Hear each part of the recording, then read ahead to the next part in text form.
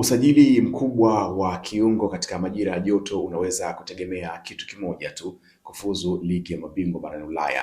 Ndiyo, bila UEFA Champions League baadhi ya transfers zinaweza kuwa ngumu kabisa ama kushindikana kwa Manchester United. Kwa sasa Manchester wanaofuatilia nyota wawili wa Kiingereza ambao ni viungo wanaochukuliwa kwamba wana vipaji vya hali ya juu kwa sasa pale kwenye Premier League. Wa kwanza ni Elliot Anderson kutoka Nottingham Forest, kiungo mwenye energy kubwa sana, ana pressing kali sana na ana uwezo wa kuisukuma timu kwenda mbele kwa ubora mkubwa. Lakini pia yuko Adam Wharton kutoka Crystal Palace, mchezaji ambaye ana passing skills ya hali ya juu na ni mmoja kati ya wachezaji ambao wanaweza kuamua tempo ya mchezo inachezwa vipi kwa maamuzi yake yeye. Sasa ukweli ni huu, Manchester ni moja tu kati ya vilabu ambavyo vinawaangazia nyota hawa, lakini tayari kuna vilabu vingine kutoka England na barani Ulaya kwa ujumla vinahitaji kupata saini ya wachezaji hawa wawili. Sheria za financial fair play pamoja na ushindani kutoka kwenye vilabu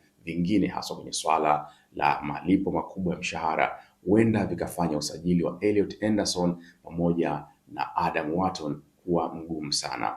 Hivyo kufuzu UEFA Champions League, hii ni jambo pekee ambalo huenda likaisaidia Manchester kuwashawishi nyota hawa kujiunga na timu hii.